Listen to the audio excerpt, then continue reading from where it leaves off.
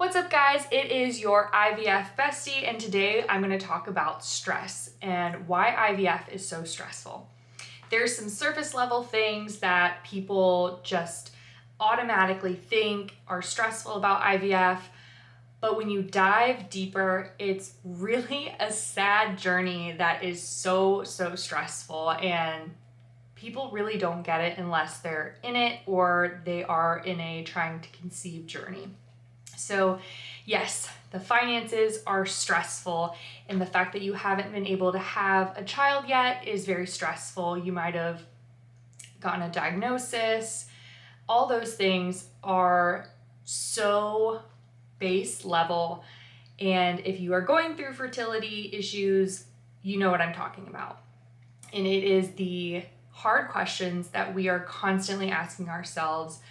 For example, why me? We have a very hard time accepting that we can't have kids when we have the news and we're able to see that there are clearly people out there who don't deserve to have children, who need to be in jail, and even from jail can still sometimes have kids and families and these things. And it is really upsetting that we can't have kids. We're having to pay and go through loss and horrible things. And in the grand scheme of things, it is unfair. And we do ask, why me? And it's such a huge question that goes out to the universe, and we will never get an answer. There's no answer why. So that is stressful and heartbreaking, and honestly, it's world shattering when you're going through it. So I just ask that people who aren't going through these fertility issues keep that in mind. They are going through something that is never going to be answered. Another reason why it's so stressful is because you start from just trying to conceive to, okay, IUI, let's get a diagnosis, it's still not working, then you move to IVF. Your IVF friends are constantly asking themselves, is this even going to work? Is it going to work this time? They become so numb to failure and disappointment that, it changes them. It changes us. I feel very different, like from where I was a year ago. I was very excited and happy, definitely annoyed that I had to do IVF.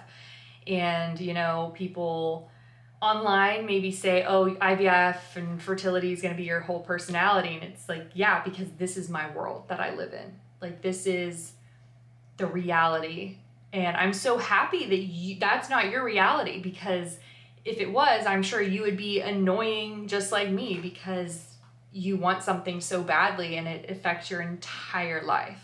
So it is really unfair when people make comments like that, because you do not know like anything that I'm going through, and you should be so grateful. The reason why it stresses us out too is because we have this idea in our head that we're going to be moms, and we look around and everywhere we turn there's an announcement, there's a party, there's a baby shower, there's all this life. People are creating life, and we're supposed to do it too. So it just, even as I'm making this video, it's like I'm saying these things because it's true, and I'm trying to work through it. And you can't work through it, you just have to accept it. There's just so many unknowns, and that is so stressful. The waiting and the unknown is so stressful. And some people even compare it to having a cancer diagnosis. So I'm going to actually read. This was an article by Health University of Utah, Infertility and Mental Health. So on June 19th, 2019, Jamie Hales, a licensed clinical social worker at Huntsman Mental Health Institute, said the stress level for infertility is comparable to the stress level of being diagnosed with cancer. When people hear that, I feel like there's two responses. being infertile or going through infertility is nothing compared to cancer. Or they understand just how stressful fertility can be, and they say, yeah, that makes sense. So I think we definitely have two totally different reactions to that quote. Me going through infertility, I have never had cancer. I've had family members with cancer, and based on my limited experience, I would agree with that. Clearly, she deals with grief, and she's a social worker for mental health, so I would assume she did research. So let's find out why she says this. So in other words, the trauma of not being able to have children is very real and very powerful for both men and women. Many people consider having a family part of their life plans, and infertility can really throw a person's vision for their life into disarray. At the same time, many people feel a lot of societal pressure to have babies, and failing to do so brings feelings of guilt. In many ways, the sorrow brought by infertility is very similar to the grief felt by those who have lost a loved one. That is 100% true. Like, there's so much grief that I feel just for not being able to have the life that I envisioned, but also so much guilt. Even though my husband and I both are, contributing factors to our infertility, I feel so much guilt for not making him a father. And I know he feels the same way about making me a mother. Like, we have that responsibility on us, and we hold that. So that is so stressful. And the pressure to make your parents grandparents, make your brothers and sisters aunts and uncles, like, there is just something there that you want to do, that you want that accomplishment. Like, for me, I still have grandparents who are alive, and we've been trying to make them great grandparents before they pass. So, and great grandparents don't necessarily have, tens of years left of their life. So we've already spent 3 years trying to have a baby when they could have already been great grandparents. And no shade to my parents or my grandparents or my brothers, but it definitely sinks in once you start realizing you don't have a lot of time. And it definitely doesn't help when they say that they're excited to be grandparents or great grandparents. It just stings, and you feel like a failure. So I really hope my parents don't watch this video. Them saying that is soul crushing. Probably because I am the oldest daughter, and I have that complex. I am very much like, I was the golden child. I had good grades. I was not the kid that they had to worry about whatsoever. Like, I set the standard. So for me to not be able to make myself a mom, make my mother a grandmother, like, it really does something to your, like, brain. It feels like a failure. So that is so stressful. So yeah, I'm really interested in hearing, like, if in the comments you feel comfortable saying what has been, like, the biggest stressor, because I think for me, letting myself down is definitely one thing, but letting my family down is really hard. I'm gonna get emotional, but, like, I really don't want to cry. I don't. Yeah, it's one thing to let myself down, and something completely different to let my mom and dad and my grandparents down, and my husband. So, and I know it's not, but that's just something that your IVF friend is going through, and that's why it's stressful, and that's why they're always crying. So, some ways to deal with stress. These are some things that I have done and some things that I haven't done that I'm interested in trying for the future. I want to start with things that are free because we love free. IVF is expensive. The first thing is always get a walk-in. I started taking walks so seriously the past couple, not egg retrievals so much, which I do regret. In the, I think it was my second embryo transfers when I really started taking walking seriously, and I walked every day. I made sure I was walking at least 2 miles, and that helped with stress so much. I cannot recommend it enough. And it's also good for you. So if you can do it and your doctor is okay with it, I definitely recommend walking as much as you can.